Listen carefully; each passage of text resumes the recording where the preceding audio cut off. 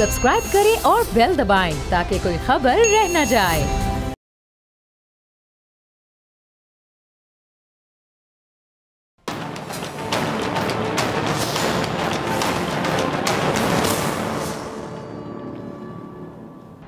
बिस्मिल्लाहिर्रहमानिर्रहीम। अस्सलामुअलैकुम नाजरीन, मैं हूं सलमान मिर्जा और मैं हूं पाकिस्तान और आप देख रहे हैं पाकिस्तान के सबसे बड़े न्यूज चैनल का नंबर 1 प्रोग्राम ऐसे नहीं चलेगा। डॉक्टर फिजा अकबर खान आज तबीयत की नासाजी की वजह से प्रोग्राम नहीं कर रही हैं, इस वजह से यह प्रोग्राम मुझे करने का एजाज मिला है। बहुत अरसे पहले की बात है, लिबनान में एक बादशाह हुकूमत करता था। वहां के लोगों को अपने बादशाह से बहुत मोहब्बत थी और बादशाह भी अवाम का बेहद ख्याल रखता था। बादशाह अपने बुजुर्गों की पैरवी करते हुए रोजाना सादा कपड़ों में शहर की गलियों में घूम फिरकर लोगों के बारे में मालूमात करता था कि लोग किस तरह से जिंदगी गुजार रहे हैं। अगर कोई दुखी होता तो बादशाह उसकी मदद भी कर देता। एक रात बादशाह हस्ब मामूल शहर की गलियों में घूम रहा था। चलते चलते वो जेल के दरवाजे तक पहुंच गया। जेल के पास सिपाही एक चोर को पकड़कर अंदर ले जा रहा था। बादशाह ने सोचा, आज जेल के अंदर जाके देखना चाहिए कि वहां पर होता क्या है। यह सोचकर बादशाह जेल के दरवाजे के पास पहुंच गया। बादशाह को देखते ही सिपाहियों ने पहचान लिया और इज्जत से सर झुका दिए। बादशाह ने जब सिपाहियों को बताया कि वो जेल का मुआयना करना चाहता है तो सिपाही बादशाह को लेकर अंदर चले गए। कैदियों को पता चला कि बादशाह सलामत खुद चलकर उनसे मिलने आए हैं तो वो सब बादशाह के इर्द गिर्द जमा हो गए। बादशाह ने बारी बारी उन सब से उनके हालात पूछे। बादशाह ने एक कैदी से पूछा, तुम्हें किस जुर्म की सजा मिली है? वो आदमी कहने लगा, बादशाह सलामत, मैंने तो कोई जुर्म ही नहीं किया, मैं बेगुनाह हूं, मुझे चोरी के इल्जाम में पकड़ा गया, हालांकि मैंने जिंदगी में कभी चोरी नहीं की। अच्छा। बादशाह ने जब दूसरे कैदी से पूछा, तुम्हारा क्या कसूर है भाई? तो उसने भी रोते हुए बादशाह से कहा कि मैं बेकसूर हूं, मैंने कोई जुर्म नहीं किया, लेकिन यह सिपाही मुझे जबरदस्ती पकड़ के यहां पर लिया है। गर्ज जितने भी कैदी थे सबने बादशाह को अपनी अपनी कहानी सुनाई, यकीन दिलाने की कोशिश की कि वो बेगुनाह है। बादशाह सलामत सबकी बातें सुनते रहे और मुस्कुराते रहे। इतने में बादशाह की नजर एक ऐसे कैदी पर पड़ी जो सर झुकाए अलग बैठा था। बादशाह ने सिपाहियों से कहा कि इस कैदी को मेरे पास लेकर आओ, ये क्यों मुंह छुपाए बैठा है? सिपाही जब इस आदमी को बादशाह के पास लाए तो बादशाह ने पूछा, ए नौजवान, क्या बात है, तुम मुंह छुपाए क्यों बैठे हो? उस आदमी ने रोते हुए कहा, बादशाह सलामत, मैं बेहद गुनहगार हूं, मेरे गुनाहों ने मुझे इस काबिल नहीं छोड़ा कि मैं किसी को मुंह दिखा सकूं। बादशाह ने कहा, हमें बताओ तो सही, तुमने ऐसा क्या जुर्म किया है? उस शख्स ने कहा कि मैं एक अच्छा आदमी था, हमेशा ईमानदारी से काम करता था। एक दिन ना जाने क्यों मेरे दिल में शैतान ने घर कर लिया और मैंने एक आदमी के पैसे चुरा लिए और यूं मुझे जेल भेज दिया गया। बादशाह ने सोचते हुए कहा, यहां ये सब बेगुनाह भाई, सिवाय तुम्हारे। सिर्फ तुम ही एक ऐसा आदमी हो जिसने अपने आप को गुनाहगार बताया है, लिहाजा इतने सारे बेगुनाहों के दरमियान एक गुनाहगार को नहीं रखना चाहिए, मैं तुम्हें रिहा कर देता हूं। कुछ अरसा गुजर गया। एक दफा बादशाह फिर जेल का मुआयना करने के लिए आए और दोबारा से बारी बारी कैदियों से मुलाकात की। अच्छा, इस दफा कैदी थोड़े मजेदार जवाब दे रहे थे। इस दफा हर कैदी ने बादशाह को अपने जुर्म की तफसील बता दी। बादशाह ने सुनने के बाद हुक्म जारी किया कि ये लोग वाकई गुनाहगार हैं, इन्हें अभी तक शर्मिंदगी का एहसास नहीं है, ये बड़े फख्र से अपने जुर्म की कहानी मजे ले लेके सुना रहे हैं, लिहाजा इनकी सजा मजीद बढ़ा दी जाए। यह सुनकर वो लोग बेहद हैरान हुए और बादशाह के जाने के बाद उसके वजीर से पूछने लगे कि जब उस शख्स ने अपने गुनाह का एतराफ किया था तो बादशाह ने उसे छोड़ दिया था, लेकिन जब हमने अपने गुनाह का एतराफ किया है तो बादशाह ने हमारी सजा मजीद बढ़ा दी है।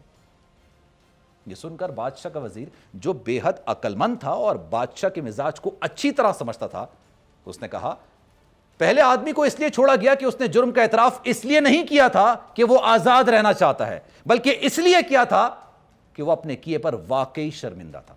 लेकिन तुम लोगों ने पहली दफा बादशाह को अपनी बेगुनाही की कहानी सुनाई ताकि वो तुम्हें आजाद कर दे। इस दफा गुनाह का एतराफ भी इसलिए किया कि शायद बादशाह तुम्हें छोड़ दे, इसलिए बादशाह ने तुम्हें आजाद नहीं किया।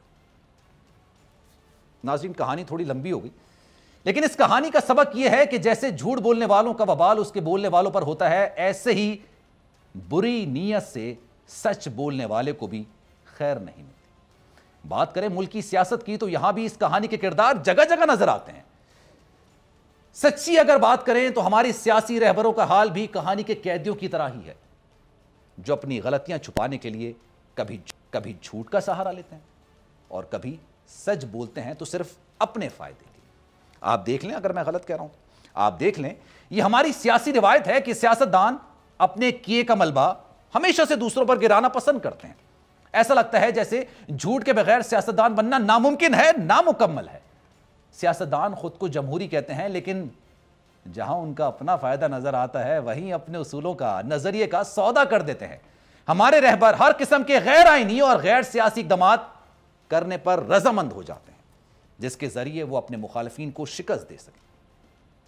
नाजरीन, अगर हम अपनी सियासी तारीख उठाकर देखें तो हमें अंदाजा होगा ये हमारे रहबरी थे जो गैर जमहूरी कुव्वतों को इक़्तिदार में लेकर आए, लेकिन जब हवाओं का रुख बदला तो फिर हमारे रहबरों को जमहूरियत खतरे में नजर आना शुरू हो जाती है।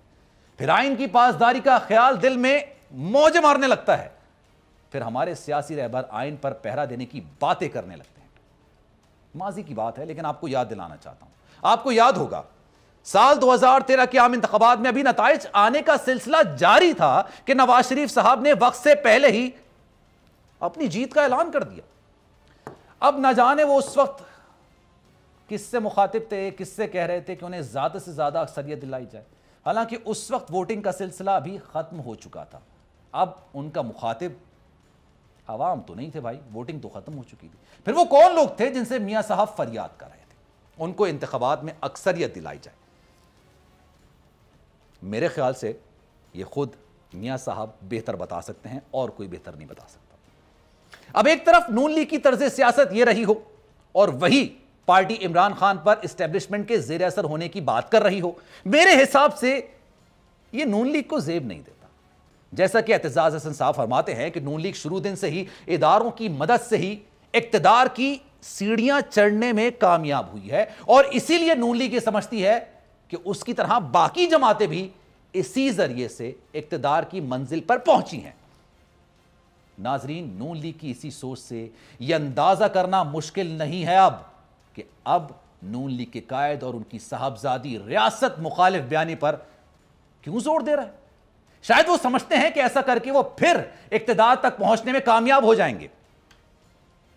पीडीएम जिसके बकौल वो जमहूरियत बचाने निकली है, पीडीएम एक तरफ जमहूरियत को पटरी पर देखना चाहती है तो दूसरी तरफ हुकूमत के लिए जमहूरियत को पटरी से उतारने का सौदा करने को भी तैयार है। वजीर आजम साहब इमरान खान साहब क्या कह रहे हैं इस हवाले से, आइए देखते हैं। जनाब, गुफ्तगू आपने मुलायजा की। वजीर आजम इमरान खान आपसे नहीं बल्कि कई बार अपनी तकरीरों और खिताबात में इस बात का इजहार कर चुके हैं कि अपोजिशन उनकी हुकूमत गिराने के लिए इदारों की तरफ देख रही है। वजीर आजम इमरान खान जैसा कि यह भी फरमा चुके हैं कि वो न्यूट्रल अंपायर के साथ इंतखाबात में कामयाब हुए हैं, इसलिए उन्हें किसी किस्म की कोई फिक्र नहीं। अब देखा जाए नाजरीन तो यह बात दुरुस्त है कि सिविल मिलिट्री ताल्लुकात जितने मजबूत अब हुए हैं वो पहले किसी भी दौर हुकूमत में नहीं देखे गए। शायद इसीलिए अपोजिशन ऐसा इल्जाम लगाती है, लेकिन हुकूमत और एस्टेब्लिशमेंट की हम आंगी देखकर ऐसा लगता नहीं है कि हवाओं का रुख तहरीक इंसाफ के खिलाफ हो जाएगा।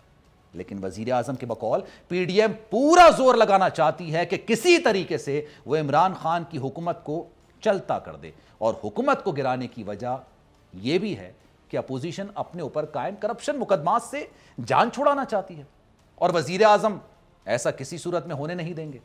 इसीलिए अब यही अपोजिशन इदारों की तरफ देख रही है कि यार वो ही उनके गैर आईनी इक़दामात में उनका साथ दे दें, कोई नहीं दे रहा तो वही दे दें, जो किसी सूरत मुमकिन होता हुआ दिखाई नहीं देता। यह है हमारे जमहूरियत पसंदों की असल चेहरा, जिसका शिकवा वजीर आजम कर रहे थे और आपने सुना।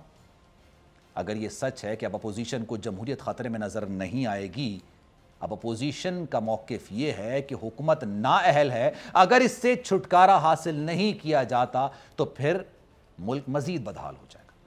और अब यह मंतक पेश करके इस सारी सिचुएशन को जस्टिफाई करने की अपोजिशन कोशिश कर रही है।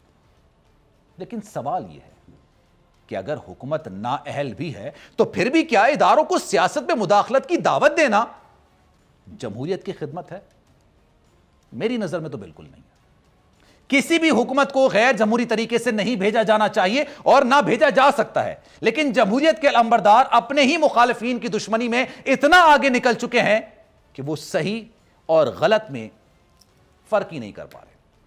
आपको याद होगा नाजरीन कि नून लीग के कायद बिलावल, आसिफ अली जरदारी और इमरान खान के बारे में क्या कहा करते थे, ये चाबी वाले खिलौने हैं। और मरियम साहिबा वो मारूफ ज़बाना खिताब तो आपको याद होगा जिसमें वो फरमाया करती थी कि अवाम जो वोट इमरान खान को देंगे वो जरदारी को जाएगा और जो वोट जरदारी को मिलेगा वो इमरान खान को जाएगा।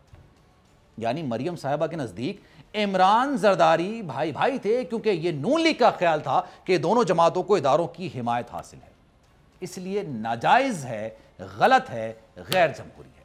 लेकिन जब यही हिमायत नून लीग को मिल जाती है तो फिर यह जायज कहलाई जाती है, हलाल हो जाती है। अब इस दोहरे मेयार की सियासत को इमरान खान साहब बेनकाब कर रहे हैं। अपोजिशन इदारों को पंप करने की कोशिश कर रही है, लेकिन इदारे जमहूरियत की इज्जत करना जानते हैं। बदकिस्मती से ये हमारी सियासी जमातें ही हैं जो जमहूरियत की इज्जत करना नहीं जानती हैं। जमहूरियत की बात करती हैं लेकिन जमहूरियत है क्या ये नहीं समझती हैं। अब वजीर आजम इमरान खान की बात यह है और उनसे लग रहा है कि अपोजिशन या उसकी चंद जमातें हुकूमत का बोरिया बिस्तर गोल करने के लिए ताकत का सहारा लेना चाहती हैं। क्या नवाज शरीफ साहब लंदन में बैठ के किसी मुआवजे के इंतजार में हैं? और क्या यह मुआवजा हुकूमत गिराने की सूरत में हो सकता है, जिसका जिक्र वजीर आजम के लबों पर था कि जमहूरी कहलाने वाले फौज को कह रहे हैं कि हुकूमत गिरा दो। वजीर आजम के इस बयान से पूरी अपोजिशन को मशकूक बना दिया गया है। अवाम जानना चाहते हैं कि छुप छुप कर ये दरख्वास्तें कौन कर रहा है, नून लीग, जेयूआई या फिर पीपल्स पार्टी। आज बिलावल भुट्टो जरदारी ने भी यह वाजे कर दिया कि वह हुकूमत गिराने की गुजारिश लेकर कहीं नहीं जा रहे भाई, बल्कि हुकूमत गिराने की अगर अपोजिशन में हिम्मत नहीं तो वो इंतखाबात का इंतजार कर ले। क्या कह रहे हैं बिलावल, आइए देखते हैं। सिंपल इज दिस, ताकत है तो हुकूमत गिरा दो, नहीं है तो इंतखाबात तो होने हैं, उसका इंतजार कर लो। बिलावल की गुफ्तगू आपने मुलाहिजा की। बिलावल ने आज ही वजीर आजम इमरान खान के इस खदशे पर बात कर दी और उन्होंने वाजे भी कर दिया कि वजीर आजम साहब आप परेशान ना हो, आपकी हुकूमत कहीं नहीं जा रही और ना ही पीपल्स पार्टी हुकूमत गिराने के लिए किसी इदारे से राब्ते कर रही है। लेकिन बिलावल अपोजिशन की अहलियत पर सवाल उठाते हुए यह भी कह रहे हैं कि अगर अपोजिशन में हुकूमत गिराने की सलाहियत नहीं यार तो कोई बात नहीं, पीपल्स पार्टी अगले इंतखाबात तक इंतजार कर लेगी, लेकिन कोई गैर जमहूरी तरीका इख्तियार नहीं करेगी। I really appreciate that. नाज़रीन, जब किसी का रिश्ता तय करना होता है ना, रिश्ते होते हैं, पूरी छानबीन की जाती है, खानदानों की सारी हिस्ट्री निकाली जाती है, और जब हिस्ट्री निकाल लेते हैं, हर जगह से मुतमईन हो जाते हैं, फिर जाके कहीं बात बनती है या फिर बिगड़ जाती है। ठीक इसी तरह पीपल्स पार्टी की सियासत की हिस्ट्री देखें तो मालूम होता है कि पीपल्स पार्टी ने अपनी गलतियों से सीखते हुए जमहूरी रिवायात का दामन पूरी मजबूती से अब थाम लिया है, और अब जो भी हो जाए पीपल्स पार्टी जमहूरियत का दामन किसी सूरत छोड़ने को तैयार नहीं है। आपको याद होगा नाजरीन, जब तहरीक इंसाफ ने इस्लामाबाद में नून लीग की हुकूमत के खिलाफ तवील धरना दिया था तो उस वक्त पीपल्स पार्टी नून लीग की बनती नहीं थी, लेकिन पीपल्स पार्टी ने नून लीग का साथ दिया था और पीपल्स पार्टी ने तहरीक इंसाफ देने से साफ इनकार कर दिया था। ऐन मुमकिन था कि पीपल्स पार्टी अगर तहरीक इंसाफ के साथ उस वक्त मिल जाती तो उस धरने का नतीजा नून लीग की हुकूमत के खात्मे पर ही होता। इसीलिए तहरीक इंसाफ को कम से कम पीपल्स पार्टी पर यह शक नहीं होना चाहिए कि वह हुकूमत गिराने के लिए एस्टेब्लिशमेंट को उभारेगी। लेकिन अफसोस कि पीपल्स पार्टी की तरह नून लीग आज भी अपनी गलतियों से सबक सीखने को तैयार नहीं। अब पीपल्स पार्टी के चेयरमैन नून लीग के साथ तमाम इख्तलाफात को एक साइड पर रखकर नून लीग के साथ मिलकर पार्लियामेंट में बजट के हवाले से हुकूमत को टफ टाइम देने के लिए तैयार हो गए हैं। पीडीएम से तो निकल चुके हैं, लेकिन उसके बावजूद बिलावल भुट्टो जरदारी की तरफ से यह आज कहना कि उन्होंने अपने अरकान असेंबली शहबाज शरीफ के हवाले कर दिए हैं, अब वो बजट को पास कराने से रोकें, यह इस बात का जनाब सबूत है कि पीपल्स पार्टी जमहूरियत पर यकीन रखती है। वो तहरीक इंसाफ की हुकूमत से लाख इख्तलाफात के बावजूद कोई ऐसा कदम नहीं उठाएगी जिससे जमहूरियत को नुकसान पहुंचे।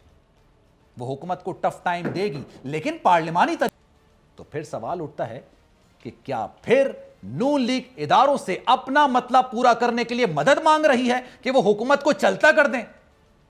देखा जाए तो इसके बहुत इम्कानात मौजूद हैं, लेकिन इस पर बात करने से पहले मरियम साहिबा की गुफ्तगू देख लेते हैं, वरना बात आगे नहीं बढ़ पाएगी।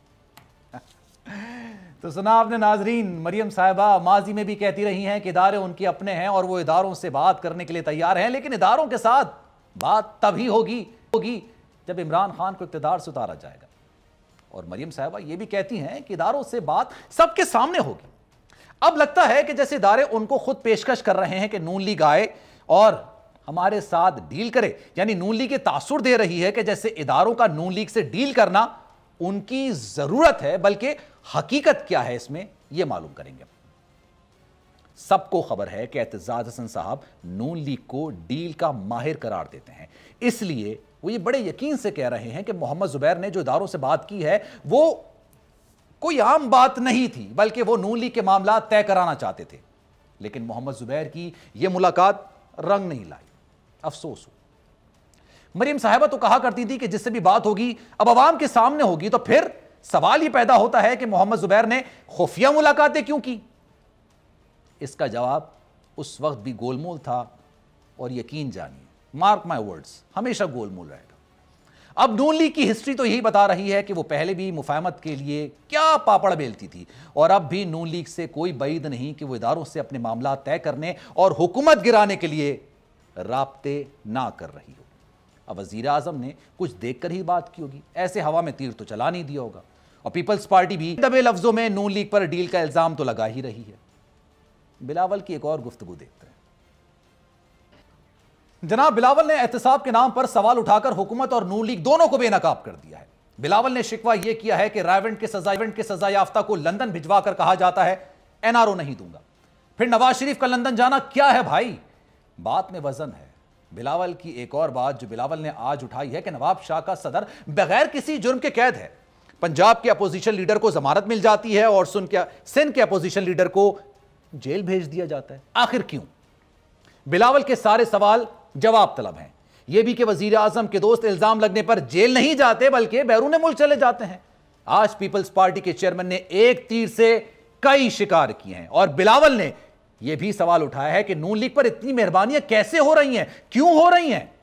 अब इस सवाल का जवाब नून लीग ही बेहतर जान, लेकिन मुझे यह पता है कि इसका जवाब नहीं आएगा। और क्यों नहीं आएगा? क्योंकि जवाब है ही नहीं, उनके पास जवाब नहीं है इस चीज का। इसीलिए तो मुज़ाहमत और मुफाहमत के दरमियान कहीं फंसी हुई है नून लीग, और जो खुद फंसा हुआ है वो अवाम को कैसे मुश्किलात से निकाल सकता है। इसलिए जमहूरी होने का नाटक और गैर जमहूरी सियासत का चलन अब नहीं चलेगा, अब ऐसे नहीं चलेगा।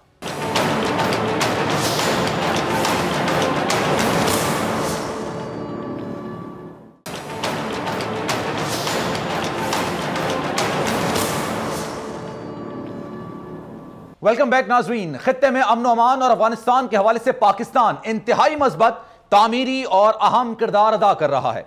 गुज़िश्ता रोज चीन, अफगानिस्तान, पाकिस्तान सैमुर की वज़ीर ख़ारजा के चौथे इजलास से खिताब करते हुए वज़ीर ख़ारजा शाह महमूद कुरैशी का कहना था कि हमें इस तरफ गौर करना चाहिए कि किस तरह से तीनों पड़ोसी ममालिक इस बदलती हुई सूरत हाल का सामना करने के लिए मौसर तरीके से मिलकर काम कर सकते हैं और अफगानिस्तान और खित्ते में देरपा अमन और इस्तेहकाम का मुश्तरका मकसद हासिल कर सकते हैं। शाह महमूद कुरैशी साहब का यह भी कहना था कि अफगानिस्तान से गैर मुल्की अफवाज के इनखला का अमल शुरू हो चुका है और मुल्क इस वक्त बहुत नाजुक मरहले में दाखिल हो चुका है। 44% अमरीकी इत्तेहादी अफवाज अफगानिस्तान से निकल चुकी हैं। मुकम्मल इनखला के लिए 11 सितंबर की तारीख का ऐलान भी हो चुका है। शाह साहब का कहना था कि अफगान वजीर खारजा को दावत देते हैं कि वो पाकिस्तान तशरीफ लाएं ताकि अफगान अमन अमल, दोहा में जारी मुज़ाकरात और मुस्तकबिल की हिकमत अमली पर मजीद बातचीत की जा सके, मजीद तबादला ख्याल किया जा सके। उनका कहना था कि हमारे मकासद बहुत वाज़ेह हैं, हम खित्ते में अमन और इस्तेहकाम का क़याम चाहते हैं। हमारा मकसद इस खित्ते की माशी इस्तेहकाम और रोजगार के मौके की फरहमी है। नाज़रीन, अब देखना यह है कि खित्ते में अमन और अमान की सूरत हाल को बेहतर बनाने में पाकिस्तान हद तक कामयाब होता है और क्या पाकिस्तान की इस कोशिश से खित्ते में माशी इस्तेहकाम और रोजगार के नए मौके मुयस्सर आ सकेंगे या नहीं। इसी पर बात करेंगे। मेरे साथ मोअज़्ज़िज़ मेहमान मौजूद हैं, जनरल रिटायर्ड अमजद शरीफ साहब और साबिक सफीर डॉक्टर जमील अहमद साहब। सर बहुत शुक्रिया आपका। अमजद साहब आपसे शुरू करना चाहूंगा। सर, अगर अमरीकी फौज निकल जाती है, इसके बाद جو سٹیک ہولڈرز پیچھے رہ جاتے ہیں وہ اگر امن قائم نہیں کر سکے, آپس میں مسائل حل نہیں کر سکے, تو سر کیا ایک اور خانہ جنگی صورتحال نہیں شروع ہو جائے گی؟ بسم اللہ الرحمن الرحیم. دیکھیے بات یہ ہے کہ امریکہ کی یہ ذمہ داری تھی جب وہ وہاں موجود تھے تو اس پروسیس کو وہ تیز کرتے چلواتے, لیکن انہوں نے نہیں کیا. ان کے سامنے اشرف غنی اس پروسیس کو سبوٹاج کرتا رہا. آپ نے دیکھا کہ جب پچھلے سال فیبری میں یہ ایگریمنٹ ان کا ہوا تو اس کے بعد وہ جو قیدیوں کی ایکسچینج وغیرہ تھی 5 مہینے تو وہ اس نے لٹکائے رکھی ہے اشرف غنی نے. اب بھی اگر وہ چاہ رہے تھے کہ یہاں ایک نیوٹرل گورنمنٹ بنے تو اشرف غنی جو ہے وہ چھوڑنا نہیں چاہتے. نتیجہ یہ ہے کہ جو ہم سپوائلرز کی بات کرتے ہیں ان میں اشرف غنی سب سے بڑا سپوائلر ہے اور پھر اس کے بعد انڈیا ہے. اشرف غنی کے 2 مسئلے, ایک تو وہ خود صدر رہنا چاہتا ہے, وہ کہتا ہے کہ جی پاکستان وغیرہ سارے اگر وہ مخلص ہیں امن کے لیے تو ان کو یہ کرنا چاہیے کہ اشرف غنی کو بٹھا دیں یہاں پہ, وہ امن ہے, ہم ان کے لیے وہ امن ہے. دوسری بات یہ ہے کہ وہ بھارت کا ایجنڈا لے کے چلا, وہ جس طرح بھارت الزام تراشی کرتا رہا ہمارے اوپر اپنے ملک کے لیے کہ ہم ٹیررزم کراتے ہیں, اسی طرح وہ اشرف غنی وہی کام کر رہا ہے پاکستان کے لیے. پچھلے دنوں آپ نے دیکھا کہ وہ ان کا جو نیشنل سیکورٹی ایڈوائزر ہے حمداللہ محب, اس نے یہ حرکت کی. تو بات یہ ہے کہ پاکستان کی خواہشات اپنی جگہ پہ, لیکن افغان خود اپنے ساتھ سنسیئر نہیں, اور امریکہ جو انفلوئنس یوز کر سکتا تھا اس نے کیا نہیں.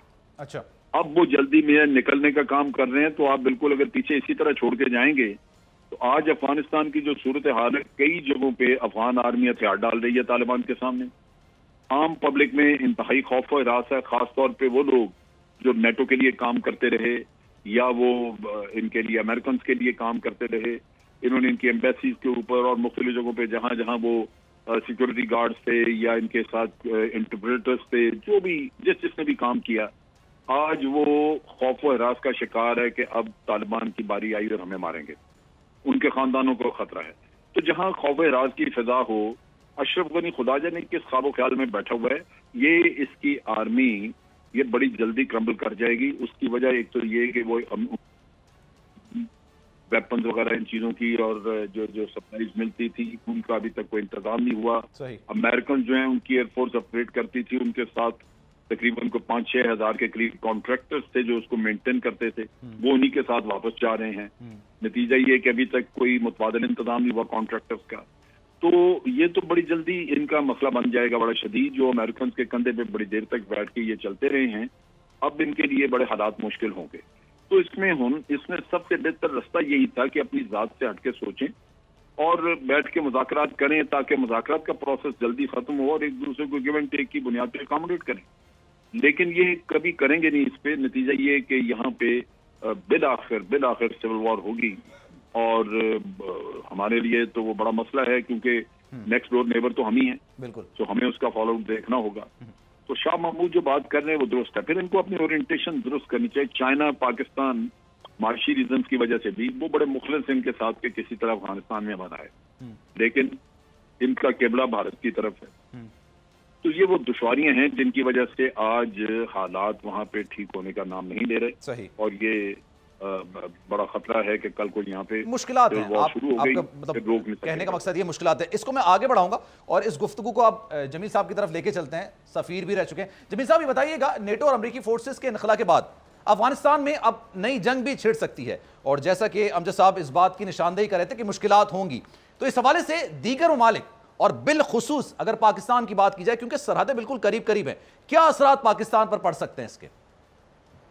پاکستان پر تو ظاہر ہے بہت مضر اثرات پڑیں گے. پاکستان پر وہی اثرات پڑیں گے, ویسے ملتے جلتے اثرات پڑیں گے جو اس سے پہلے پڑ چکے ہیں, کیونکہ خانہ جنگی ایک نوشتہ دیوار کی طرح بات سامنے نظر آ رہی ہے. لہٰذا جو اس وقت دیے ہوئے حالات ہیں, جو اس وقت انڈیکیٹرز ہیں, اور جس طریقے سے ابنڈن کر کے, یعنی جس طریقے سے بے یار و مددگار چھوڑ کے جس انداز میں وڈرال کیا جا رہا ہے, اس سے بالکل صحیح اندازہ یہی ہوتا ہے, اور جنرل امجد شعیب نے بھی یہی بات کی کہ ایک خانہ جنگی نوشتہ دیوار. اب اس کے اثرات کیا پڑیں گے, آپ کا سوال مجھ سے ہے, لیکن اس سے بڑا سوال, اس سے پہلے ایک بات یہ ہے جس کا کہ میرا خیال ہے احاطہ کر لیا جائے کہ آفٹر آل امریکہ کیوں ایسا کر رہا ہے. پہلی بات تو یہ کہ ٹرمپ نے اناؤنس کیا تھا دوسری بات یہ ہے کہ وہ 1 ٹریلین کے قریب پیسے خرچ کرنے کے بعد، ڈالر خرچ کرنے کے بعد، اپنی اتنی انویسٹمنٹ لگانے کے بعد کیوں جا رہے ہیں؟ اس کے 2 تناظر ہیں، اور جب اس میں پھر ہمیں سمجھ آ جائے گی. لیکن اس سے پہلے میں ایک اور بات بتا دوں. ہلری کلنٹن نے اپنے فارن ریلیشن کمیٹی کے سامنے معاف کیجیے فارن ریلیشن کمیٹی کے سامنے اپنے ویڈیو بیان ریکارڈ کرایا، جو کہ موجود ہے اس وقت نیٹ پر، اور اس نے کہا کہ پاکستان کو یا اس خطے کو جس طرح ہم بے یار و مددگار چھوڑ کے، اور اس نے ہاتھ اس طرح کیا کہ ہم ہاتھ جھاڑتے ہوئے واپس آ گئے، تو اس کے بعد وہاں مزید حالات خراب ہوئے، اور آج جو جتنی زیادہ ٹیررزم بڑھ رہی ہے اس میں اس کی وجہ یہ بھی ہے. اب آ جاتی ہیں آپ کی بات پر کہ پاکستان پر ظاہر ہے ایک ریفیوجیز کا جتنے لوگ جنہوں نے نیٹو فورسز کا ساتھ دیا ہے یا اشرف غنی یا حامد کارزائی گورنمنٹ کا ساتھ دیا ہے، وہ لوگ نشانے پر ہوں گے، اور وہ اپنے آپ کو غیر محسوس سمجھیں گے. چاہے نشانے پر جو لوگ نہ بھی ہوں، غیر محسوس ابھی سے ہی نقل مکانی شروع ہو گئی ہے. جہاں جہاں افغان افواج قابض ہوتے جا رہے ہیں بتدریج، وہاں سے نقل مکانی شروع ہو رہی ہے، اور یہ خانہ جنگی کی صورت میں اتنی زیادہ نقل مکانی کی وہ ریفیوجیز کا سلسلہ دوبارہ شروع ہو جائے گا، اور وہ پاکستان اس کا متحمل نہیں ہو سکتا. نمبر 1. نمبر 2 یہ ہے کہ کیوں آخر امریکہ کی کیا وجہ ہے، وہ میں نے آپ کو وجہ بتائی. اس سے ہٹ کر جو بات ہے وہ یہ ہے کہ امریکہ اس طرح چاہے ابھی چھوڑ رہا ہے، کیونکہ جو بائیڈن کی ایڈمنسٹریشن آنے کے بعد کوئی تقریباً $17 ٹریلین کی انہوں نے ایک انفراسٹرکچرل اور باقی ڈیولپمنٹ کا اعلان کیا ہے پوسٹ کووڈ اپنے ملک میں. ان کو پیسے چاہیے، انہیں اپنے ملک پر توجہ دینی چاہیے، دینے کا انہوں نے ارادہ کیا ہے. اور جو بائیڈن نے یہ اعلان کیا ہے کہ پہلے میں اپنے گھر کو مضبوط کروں گا، اور ظاہر ہے فارن پالیسی ہوتی یہی ہے کہ اگر آپ اپنے گھر پہ مضبوط ہوں تو آپ باہر آپ کی فارن پالیسی زیادہ مضبوط ہوتی ہے. تو وہ اس نے یہ سلسلہ کیا ہے، وہ اپنے گھر کو مضبوط. لیکن ایک میں آپ کو بہت اہم دستاویز کی طرف نشاندہی کر دوں، اور وہ ہے 2013 کا ڈیفنس ایگریمنٹ مملکت افغانستان کے ساتھ امریکہ کا. یہ بہت کم جگہوں پر یہ ڈسکس ہو رہا ہے. اس کا آرٹیکل 26 ہے، اس کے تحت افغان گورنمنٹ چاہے اشرف غنی ہو یا طالبان آ جائیں، وہ اس کو ختم نہیں کر سکتے، کیونکہ اس کے آرٹیکل 26 کے تحت کسی فریق کو اگر اس ٹرمینیٹ کرنا ہوگا، یعنی ختم کرنا ہوگا اس آرٹیکل کو، اور میں ایک لمحے میں بتا دیتا ہوں اس آرٹیکل کے خد و خال، تو وہ ختم کرنا ہوگا تو 2 سال کا نوٹس دینا ہوگا. اس کا مطلب کیا ہوا کہ امریکن جب چاہیں اپنی ایئر، اپنی زمینی فورس یا اپنی کسی اور طریقے سے وہ انگیج رہ سکتے ہیں اور وہ ایکشن لے سکتے ہیں امریکنز، کیونکہ ان کے پاس ایگریمنٹ ہے جس کو اقوام متحدہ کی پروٹیکشن حاصل ہے. اقوام متحدہ کے آرٹیکل 105 کے تحت پروٹیکشن حاصل ہے کیونکہ وہاں رجسٹرڈ ہے. تو یہ ایک ایسی صورتحال ہے جس میں کانٹریکٹرز، میرے جو اس وقت تجزیہ ہے اور جو معلومات ہے اس کے مطابق کانٹریکٹرز کچھ رہیں گے جو ان کے کچھ اہم ایسٹس ہیں جو کہ علاقے کی سرویلنس کرتے ہیں، اس کو بھی رکھیں گے. اور طالبان کو اس چیز کا علم ہے کہ وہ ایگریمنٹ موجود ہے، اور پس پردہ میرا اپنا خیال ہے کہ طالبان کو اندازہ ہے کہ وہ ہے، اور وہ آہستہ آہستہ اس سے نمبرد آزما ہونے کی کوشش کریں گے. چائنا کو بھی پتہ ہے، امریکہ کو بھی پتہ ہے. تو ایسی صورتحال میں پاکستان کو کیا کرنا چاہیے؟ پاکستان ایک مخمصے میں آ گیا ہے. پاکستان بالکل ہمارے فارن منسٹر صحیح کہہ رہے ہیں کہ ایک بہت ہی نازک دور میں داخل ہو چکا ہے، جہاں ہمیں ایک طرف تو سی پیک کی وجہ سے بہت بڑا پریشر پڑ رہا ہے، دوسری طرف سے انڈیا کی طرف سے پریشر پڑ رہا ہے، تیسری طرف سے امریکہ کی طرف سے پریشر پڑ رہا ہے، اور ساتھ میں ہم نے اپرچونٹیز بھی نکالنی ہے اس میں. تو مجھے اتنی کمپلیکس سچویشن بہت کم نظر آئی ہے اس سے پہلے. تو اس وقت ہم کمپلیکس سچویشن میں ہیں، اور کیا ہم اس چیز کے لیے تیار ہیں، اتنے ویجیلنٹ ہیں، یہ بات مزید اس پہ اس کو آگے لے کے چلتے ہیں. مطلب جس خدشے کا اظہار آپ کر رہے ہیں، امجد صاحب بھی کر رہے ہیں، امجد صاحب یہ بتائیے گا اس کو روکا کیسے جا سکتا ہے؟ اگر یہ اتنا کوئی خطرناک معاملہ ہونے جا رہا ہے تو اس جنگ کو پھر ہم کیسے روک سکتے ہیں؟ پاکستان اس میں کیا کردار ادا کر سکتا ہے؟ دیکھیے، بات یہ ہے کہ پاکستان کا اپنا انفلوئنس تو کسی بھی پارٹی پہ اتنا زیادہ نہیں ہے کہ وہ ان کو مجبور کر سکیں کہ آپ مل کے بیٹھ کے بات کر کے ہی ایک سولوشن نکالیں. لیکن اس سے ہم بہتر پوزیشن میں آ سکتے ہیں اگر رشیا، چائنا، پاکستان اور ایران چاروں ملک مل کے اور یہاں کے لیے پلاننگ کریں اور ان کو انگیج کریں، سارے اسٹیک ہولڈرز کو. اور ان کو پابند کریں تو وہ انفلوئنس شاید آپ استعمال کر سکیں. آلدو افغان جو ہیں باعث سے ڈکٹیشن نہیں لیتے اور اپنے مفاد کے مطابق چلتے ہیں, وعدہ کر کے یہ پھر جاتے ہیں. یہ نہیں ہے کہ طے کر کے تو فوراً آپ نے طے کر لیا اور پھر اس کے بعد عمل شروع ہو جائے گا. وہ بھی ان کی سرشت میں نہیں ہے, لیکن پھر بھی پاکستان اکیلا تو یہ ہینڈل نہیں کر سکتا. ہم اپنا انفلوئنس جو ہے وہ اگر تھوڑا بہت رکھتے بھی ہیں تو وہ اگنور ہو جائے گا اگر یہ سچویشن ہاتھ سے نکل گئی. ضرورت اسی بات کی ہے کہ ایک ریجنل اس کے پر کنسنسس ڈیولپ کر کے تو ریجنل پریشر رکھا جائے, کیونکہ اس بات پہ تو سارے متفق ہیں کہ افغانستان کو ایک اسٹیبل کنٹری ہونا چاہیے. یہ اس میں کوئی بھی ہمارے ریجنل کنٹریز اس بات کے اوپر اس کو انکار نہیں ہے. صحیح. تو وہ ضروری ہے. اب اس میں رشیا کو لیڈ رول اگر دیا جائے میرا خیال ہے شاید وہ بہتر ہو. آپ نے دیکھا کہ رشیا جب چاہتا تھا وہ وہاں پہ کانفرنس ایک بلاتے تھے اور بڑے شارٹ نوٹس پہ سارے اسٹیک ہولڈر وہاں پہنچ جاتے تھے. تو وہاں یہ بات کر لیں, کوئی طریقہ کار جو ہے وہ ریجن کے رکھا جائے اگر تو اس میں کہیں نہ کہیں آپ کو سب کی حمایت مل جائے گی. لیکن اگر کسی ملک نے اکیلے کچھ کرنے کی کوشش کی تو پھر اسپائلرز جو ہیں وہ ایکٹیو ہو جائیں گے اور معاملہ بگڑ جائے گا. معاملہ بگڑ بھی سکتا ہے. اچھا سر, ایک اور بات جمیل صاحب کی طرف میں جانا چاہوں گا. جمیل صاحب یہ بتائیے گا, پاکستان کے لیے ایک اور بھی معاملہ ہے. وہ معاملہ یہ ہے کہ چلیں اب جو آپ صورتحال کا ذکر کر رہے ہیں وہ اپنی جگہ پہ, لیکن ایک لاکھوں کی تعداد میں افغان پناہ گزین پاکستان میں موجود ہیں. پاکستان میں وہ جابز بھی کر رہے ہیں, رہ بھی رہے ہیں, مختلف شہروں میں رہ رہے ہیں. پاکستان کا موقف ہے کہ اب وہ اپنے ملک واپس چلے جائیں. پاکستان کی خواہش بھی ہے. کیا یہ ممکن ہو سکتا ہے ایسی صورتحال میں؟ کیونکہ میں نے اقوام متحدہ میں 10 سال مختلف ممالک کی سربراہی کی ہے اور تھوڑی سی مجھے واقفیت ہے ان کے جو ریفیوجیز کے حوالے سے جو ہم نے سائن کیا ہوا ہے کنونشنز, اور UNHCR کا کیا رول اس میں ہوتا ہے. اس حوالے سے میں سمجھتا ہوں کہ تبصرہ کروں گا تو تھوڑا سا مناسب ہوگا. پاکستان انٹرنیشنل قانون کے مطابق ان کو واپس دھکیل نہیں سکتا. ویسے بھی اگر دیکھا جائے تو ہم ان کو اگر دھکیلیں گے بھی تو اس سے اتنا فرق نہیں پڑے گا. انٹرنیشنل قانون کیا ہے کہ جب آپ اسی صورت میں ریفیوجیز کو واپس بھیج سکتے ہیں جب وہ اپنے جان و مال کو وہاں جس ملک سے آئی ہیں وہاں محفوظ سمجھیں. جب خانہ جنگی کی صورتحال ہو, جب وہ جو ملک چھوڑ کے آئے ہیں ان کا وہ خطرات ابھی تک ٹلے نہ ہو, تو نہ ہی انٹرنیشنل قانون کے تحت یعنی کہ UNHCR اس کو جانے دے گا, نہ ہی پاکستان ان کو دھکیل سکتا ہے. تو اس لحاظ سے پاکستان, جیسا میں کہہ رہا تھا, ایک تذبذب میں, ایک مخمصے میں پڑ جائے گا. اور اس میں یہ پریشر نہ چاہتے ہوئے بھی, یہ پریشر, ہم ان کو باڑ پر گولیاں نہیں مار سکتے جو لوگ آنا چاہیں گے اپنی جان بچانے کے لیے.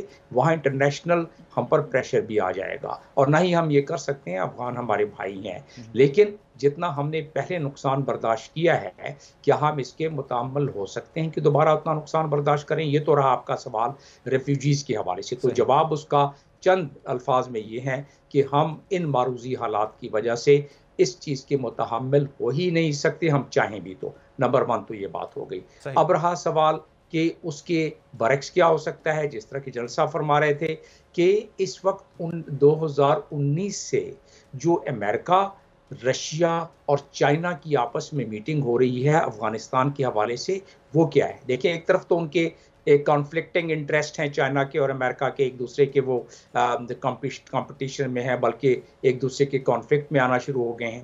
دوسری طرف وہ ان کی میٹنگ چل رہی ہے 2019 سے, اور کیا بات ہے وہ کہ افغانستان کو جس طرح بات ہو رہی تھی کہ ایک تو یہ کہ اگر اسٹیبل نہیں رہا افغانستان تو ہوگا کیا, جس کو امریکہ اور امریکن کبھی معاف نہیں کریں گے وہاں کے لوگ, لیکن امریکہ کی حکومت بھی جس کی متحمل نہیں ہو سکتی ہے وہ ہے کہ وہاں ٹیررسٹ آرگنائزیشن کا دوبارہ مضبوط ہونا, جیسے کہ داعش ہے اور جیسے کہ باقی وہاں جو ٹیررسٹ آرگنائزیشن ہے. اور اگر وہ مضبوط ہونا شروع ہو گئے تو نہ صرف ان کی اتنی زیادہ طاقت ہو جائے گی کہ وہ دوبارہ ان ممالک میں حملہ کر سکیں, اور یہی خدشہ ہے نیٹو ممالک اور امریکہ کو.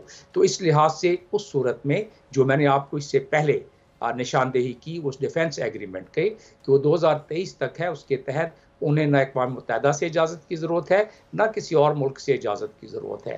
وہ جب چاہیں اپنی فورسز لے کے واپس یہاں آ سکتے ہیں, اور پھر وہی ایکشن نہیں, ری پلے کہیں نہ ہو جائے, وہی دوبارہ ضرور. دیکھیں, امریکن کے جانے کی وجہ یہی تھی کہ وہ 2500 سے زیادہ ان کے سولجرز جو ہیں مارے گئے, 25,000 से ज़्यादा उनके ज़ख्मी हो गए। तो इतनी ज़्यादा उनकी बॉडी बैग्स गईं और साथ में इतना पैसे गया और अहदाफ उनके नहीं हो रहे थे। उनको पता था कि 1838 में भी कोई कामयाबी नहीं हुई थी ब्रिटिशर्स को, 1879 में भी कोई कामयाबी नहीं हुई थी, और रशियन को 1979 में भी कोई उससे लेके 89 तक कोई कामयाबी नहीं हुई।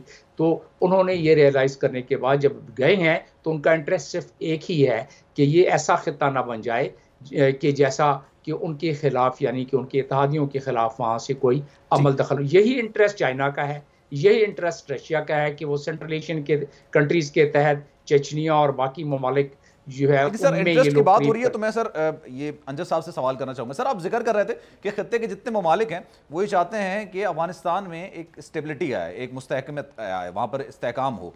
लेकिन सर भारत का जो मौक़िफ़ रहा है अफगानिस्तान के वाले से, तो गैर मुस्तहकम भारत को अफगानिस्तान को करना चाहता है, ताकि अफगानिस्तान गैर मुस्तहकम होता है तो उसका इम्पैक्ट डायरेक्टली पाकिस्तान पर आता है।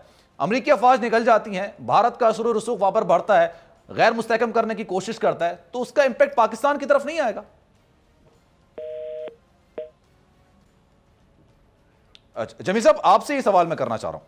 जी, उनका उसका इम्पैक्ट बिल्कुल पाकिस्तान पर आएगा अगर वो स्टेबल नहीं रहा। लेकिन एक सवाल दूसरा भी पैदा होता है, अगर इसको सी पैक के तनाजुर में और BRI के यानी बेल्ट एंड रोड इनिशिएटिव के तनाजुर में अगर देखें तो पाकिस्तान में की अफगानिस्तान की थोड़ी बहुत इंस्टेबिलिटी, इस हद तक इंस्टेबिलिटी उन ताकतों के लिए लाजिम है कि जिसके तहत ये कनेक्टिविटी ना बने सेंट्रल एशियन कंट्रीज़ में। और ये जो बेल्ट एंड रोड का इनिशिएटिव है जिसमें कि तमाम ममालिक और रशिया, ये मेरा तज्जिया है, न सिर्फ मेरा, इसमें बहुत सारे लोग मज़ीद भी बात कर चुके हैं। तो लिहाजा फुल इंस्टेबिलिटी की तरफ जब जाते हैं तो वो गहवारा बन जाता है अफगानिस्तान, यानी ब्रीडिंग प्लेस बन जाता है टेररिज्म का, जो कि मैं जिस तरह बता रहा था कि दुनिया मुतामिल नहीं हो सकेगी और उस वक्त उनको दोबारा इंटरवीन करना पड़ेगा। लेकिन जो इंटरेस्ट है वो उस कंपटीशन की वजह से इंटरेस्ट है जो कि अमेरिकन और उसके एलाइज और चाइना का है, और ऑफ कोर्स उसके एलाइज उनका है कि इस खित्ते में ये जाल इकोनॉमिक, आपको अंदाज़ा है कि चाइना 2010 से लेके दुनिया के सबसे बड़ी 2013 से सबसे बड़ी जो है वो टाइम की किल्लत है। मैं अमजद साहब से भी एक सवाल करना चाह रहा हूँ। अमजद साहब ये बताइएगा, ये सवाल आपने मुझे दोबारा ज्वाइन किया, आपके जाने से पहले मैंने सवाल ये किया था कि भारत का इंटरेस्ट अफगानिस्तान में इस हद तक है कि उसको गैर मुस्तहकम किया जाए ताकि उसका जितना भी इंपैक्ट होता है वो पाकिस्तान पर पड़ता है। अफगानिस्तान गैर मुस्तहकम होता है तो उसके असरात पाकिस्तान तक आते हैं। अमरीकी अफवाज निकल जाते हैं और भारत फ्रंट फुट पर आके खेलना शुरू करता है अफगानिस्तान को गैर मुस्तहकम करने के लिए। तो पाकिस्तान को क्या सिक्योरिटी मेजर्स लेने चाहिए अभी से? देखिए, पहली बात तो ये कि ये हमें समझ लेना चाहिए था, बड़ा वाज़ेह है कि एक वक्त पे भारत, रशिया और ईरान ये तीनों मिलके नॉर्दर्न अलायंस की मदद कर रहे थे तालिबान के खिलाफ। सही। फिर रशिया और ईरान छोड़ गए और भारत अलग। तो भारत का एक आप देख लीजिए कि उसका मकसद टोटली एक मुख्तलिफ है कि अफगानिस्तान को डिस्टेबलाइज रखना है, जबकि रशिया और ईरान जो है उनका मसला ये है कि रशिया से तकरीबन कोई 4000 के करीब चेचनिया से और दागिस्तान से ये सुन्नी मुसलमान ये गए थे, जाके दाइश को मिल गए वहां पे। जब दाइश को वहां शिकस्त हुई तो खबरें थी कि ये सारे वापस आ रहे हैं। इसी तरह ईरानियन बलूचिस्तान से लोग गए थे, वो भी सुन रहे हैं कि वापस आ गए। अगर वो आके कहीं बैठे हुए हैं अफगानिस्तान में दाएं बाएं छुपे हुए, जिसकी कुछ हमें इतलात भी मिलती रही, तो पॉसिबिलिटी ये है कि इन दो मुल्कों में वो अपने अपने मुल्कों में जब जाएंगे तो वहां पे टेररिज्म की पॉसिबिलिटी है। लेकिन भारत अकेला अगर ये कुछ करना चाहे पाकिस्तान के खिलाफ तो उसके लिए मुश्किल होगा। अगर रीजनल कंट्रीज सारे इकट्ठे हो जाते हैं और अफगानिस्तान में भी ये कंसेंसस हो जाता है कि अमन लाया जाए, फिर ये भारत के लिए मुश्किल होगा। आज जो अशरफ गनी की गवर्नमेंट है, इनका 2010 में एग्रीमेंट हुआ था स्ट्रेटेजिक पार्टनरशिप का इनके साथ, इंडिया के साथ। उस एग्रीमेंट के तहत ये बहुत हद तक मशावरत करके, इंटेलिजेंस शेयरिंग करके भारत के साथ चलते हैं। नतीजा ये कि पाकिस्तान ने जब इंटेलिजेंस शेयरिंग का एग्रीमेंट इनके साथ करने चाहा और वो बिल्कुल तैयार था, दस्तखत होने से एक दिन पहले भारत ने उसको सबटाइज करवा दिया और वो खत्म हो गया, नहीं हो सका। तो भारत के अंदर जो इस वक्त परेशानी वो इसी वजह से कि उसको भी अपनी गेम खत्म होती नजर आ रही है। अगर यहाँ पे सिविल वॉर शुरू हो जाती है फिर तो भारत कुछ ना कुछ वहां बैठ के कर सकता है, लेकिन सिविल वॉर में अगर वहां पे इंस्टेबिलिटी हुई तो पाकिस्तान, रशिया, चाइना सब मुल्क जो हैं वो भी अपने लिए प्रॉक्सीज ढूंढ सकते हैं अगर उन्होंने कुछ करना हुआ तो। ठीक, बहुत शुक्रिया सर, टाइम की किल्लत है इस वजह से बहुत शुक्रिया। अमजद शोएब साहब हमारे साथ मौजूद थे, साहब साबिक सफीर हमारे साथ मौजूद थे। पाकिस्तान का इंटरेस्ट हम सब के लिए मुकद्दम होना चाहिए। अफगानिस्तान से अगर अमरीकी अफवाज निकल जाते हैं तो पाकिस्तान के लिए किस हद तक फायदेमंद साबित होगा, इस हवाले से बात करने की हमने कोशिश की। उम्मीद करते हैं कि आपको प्रोग्राम पसंद आया होगा। सलमान मिर्जा को दीजिए इजाजत, जिंदगी रही सेहत रही तो आपसे फिर मुलाकात होगी। अल्लाह हाफिज।